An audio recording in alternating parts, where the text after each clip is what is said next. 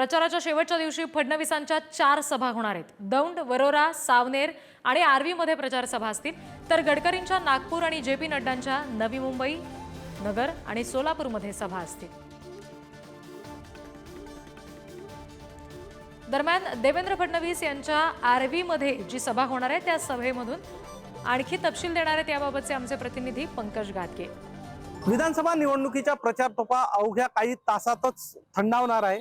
अशातच वर्ध्याच्या आर्वी येथे उपमुख्यमंत्री देवेंद्र फडणवीस यांची जाहीर सभा होणार आहे। सध्या आपण सभास्थळी आहोत आणि या समोरच्याच मंचकावरून देवेंद्र फडणवीस हे सुमित वानखेडे यांच्या प्रचारार्थ जाहीर सभा घेणार आहे।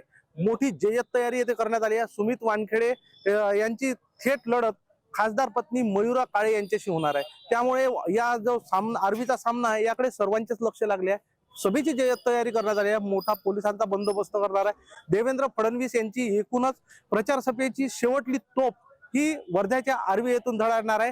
देवेंद्र फडणवीस हे यांच्यासोबतच महायुतीच्या नेत्यांची सुद्धा उपस्थिती असणार आहे। एकूणच हे जे वर्ध्याच्या आर्वी येथील लढत आहे याकडे सर्वांचेच लक्ष लागले आहे। सुमित वानखेडे हे देवेंद्र फडणवीस यांचे विश्वासू मानले जातात आणि त्यांच्या प्रचारार्थ देवेंद्र फडणवीस हे आज मैदानात उतरणार आहे।